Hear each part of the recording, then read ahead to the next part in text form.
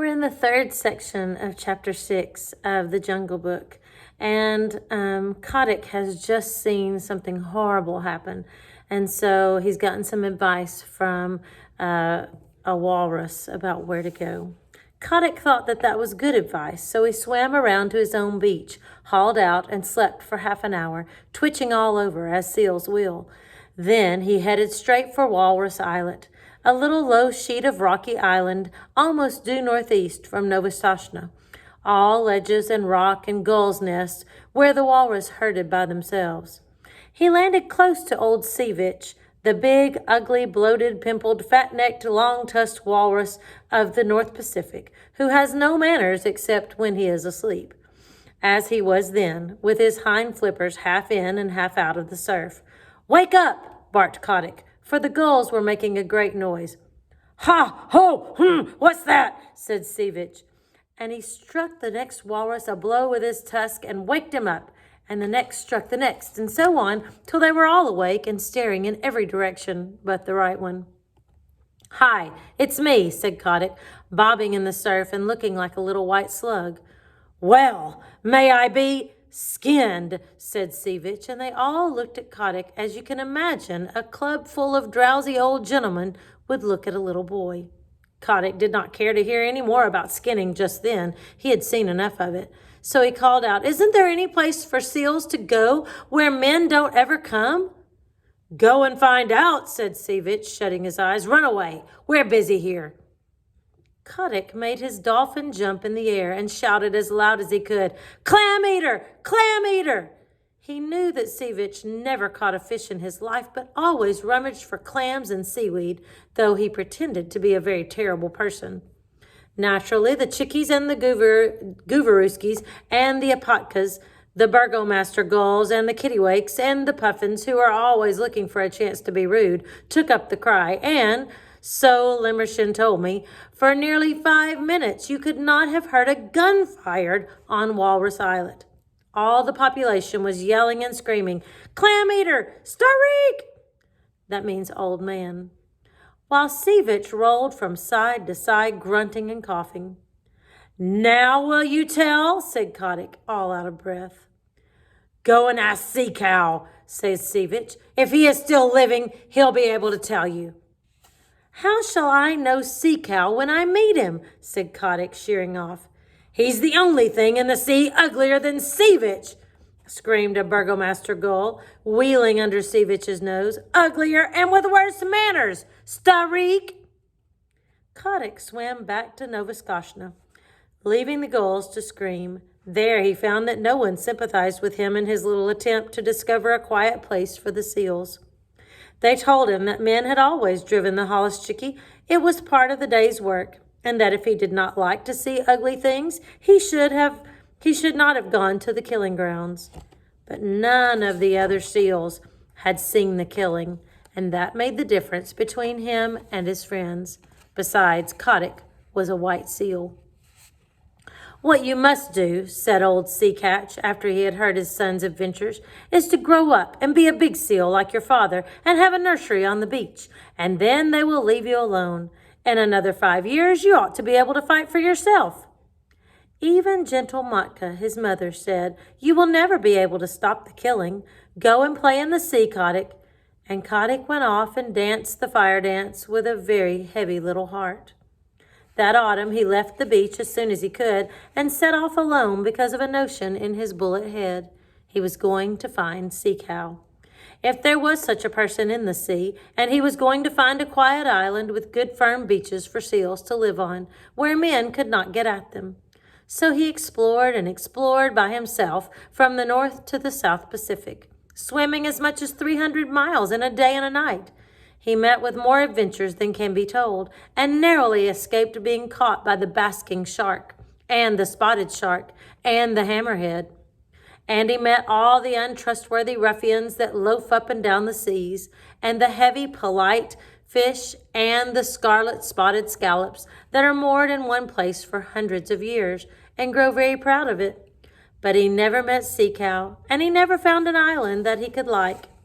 If the beach was good and hard, with a slope behind it for seals to play on, there was always the smoke of a whaling ship on the horizon, boiling down blubber, and Kotick knew what that meant. Or else he could see that seals had once visited the island and been killed off. And Kotick knew that where men had come once, they would come again. He met an old stumpy-tailed seagull who told him that Kirgalan Island was the very place for peace and quiet, and when Kotick went down there, he was all but smashed to pieces against some wicked black cliffs in a heavy sleet storm with lightning and thunder. Yet, as he pulled out against the gale, he could see that even there had been once a seal nursery, and it was the same in all the other islands that he visited. Limmershin gave a long list of them, for he said that Kotick spent 5 seasons exploring, with a 4 months' rest each year at Novastoshnah, when the Holluschickie used to make fun of him and his imaginary islands. He went to the Galapagos, a horrid dry place on the equator, where he was nearly baked to death. He went to the Georgia Islands, the Orkneys, Emerald Island, Little Nightingale Island, Gau's Island, Bouvet's Island, the Crossets, and even to a little speck of an island south of the Cape of Good Hope. But everywhere, the people of the sea told him the same things. Seals had come to those islands once upon a time, but men had killed them off. Even when he swam thousands of miles out of the Pacific and got to a place called Cape Corrientes, that was when he was coming back from Gau's Island. He found a few hundred mangy seals on a rock, and they told him that men came there too. That nearly broke his heart, and he headed around the Horn back to his own beaches. And on his way north, he hauled out on an island full of green trees, where he found an old seal who was dying, and Kotick caught fish for him and told him all his sorrows. "Now," said Kotick, "I am going back to Novastoshnah, and if I am driven to the killing pens with the Holluschickie, I shall not care." The old seal said, "Try once more. I am the last of the lost rookery of Massafura, and in the days when men killed us by the 100,000, there was a story on the beaches that some day a white seal would come out of the north and lead the seal people to a quiet place. I am old, and I shall never live to see that day, but others will. Try once more." And Kotick curled up his mustache, it was a beauty, and said, "I am the only white seal that has ever been born on the beaches, and I am the only seal, black or white, who ever thought of looking for new islands." This cheered him immensely, and when he came back to Novastoshnah that summer, Matka, his mother, begged him to marry and settle down, for he was no longer a Holluschickie, but a full-grown sea catch, with a curly white mane on his shoulders, as heavy, as big, and as fierce as his father. "Give me another season," he said. "Remember, mother, it is always the 7th wave that goes farthest up the beach." Curiously enough, there was another seal who thought that she would put off marrying till the next year, and Kotick danced the fire dance with her all down Lukannon Beach the night before he set off on his last exploration. This time he went westward, because he had fallen on the trail of a great shoal of halibut, and he needed at least 100 pounds of fish a day to keep him in good condition. He chased them till he was tired, and then he curled himself up and went to sleep on the hollows of the groundswell that sets into Copper Island. He knew the coast perfectly well, so about midnight, when he felt himself gently bumped on a weed bed, he said, "Tide's running strong tonight." And he turning over under water, opened his eyes slowly and stretched. Then he jumped like a cat, for he saw huge things nosing about in the shoal water and browsing on the heavy fringes of the weeds. "By the great combers of Magellan," he said beneath his mustache, "who in the deep sea are these people?" They were like no walrus, sea lion, seal, bear, whale, shark, fish, squid, or scallop that Kotick had ever seen before. They were between 20 and 30 feet long, and they had no hind flippers, but a shovel-like tail that looked as if it had been whittled out of wet leather. Their heads were the most foolish-looking things you ever saw, and they balanced on the ends of their tails in deep water when they weren't grazing, bowing solemnly to each other and waving their front flippers as a fat man waves his arm. "Ahem," said Kotick. "Good sport, gentlemen." The big things answered by bowing and waving their flippers. When they began feeding again, Kotick saw that their upper lip was split into two pieces that they could twitch apart about a foot and bring together again with a whole bushel of seaweed between the splits. They tucked the stuff into their mouths and chomped solemnly. "Messy style of feeding that," said Kotick. They bowed again, and Kotick began to lose his temper. "Very good," he said. "If you do happen to have an extra joint in your front flipper, you needn't show off so. I see you bow gracefully, but I would like to know your names." The split lips moved and twitched, and the glassy green eyes stared, but they did not speak. "Well," said Kotick, "you're the only people I've ever met uglier than Cevich and with worse manners." And then he remembered in a flash what the burgomaster gull had screamed to him when he was a little yearling at Walrus Islet, and he tumbled backward in the water, for he knew that he had found Sea Cow at last.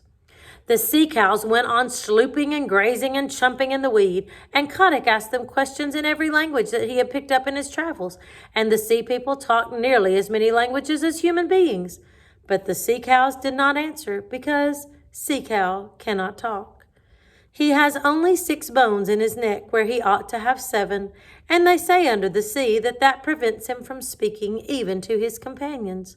But, as you know, he has an extra joint in his foreflipper, and by waving it up and down and about, he makes his answers in a sort of clumsy telegraphic code. By daylight, Kotick's mane was standing on end, and his temper was gone where the dead crabs go. Then the sea cow began to travel northward very slowly, stopping to hold absurd bowing councils from time to time, and Kotick followed them, saying to himself, "People who are such idiots as these would have been killed long ago if they hadn't found some safe island. And what is good enough for the sea cow is good enough for the sea catch. All the same, I wish they'd hurry." It was weary work for Kotick. The herd never went more than 40 or 50 miles a day, and stopped to feed at night, and kept close to the shore all the time, while Kotick swam round them and over them and under them, but he could not hurry them 1/2 mile. As they went farther north, they held a bowing council every few hours, and Kotick nearly bit off his mustache with impatience, till he saw that they were following up a warm current of water. And then he respected them more. And we'll finish that chapter the next time we read. I'll see you then.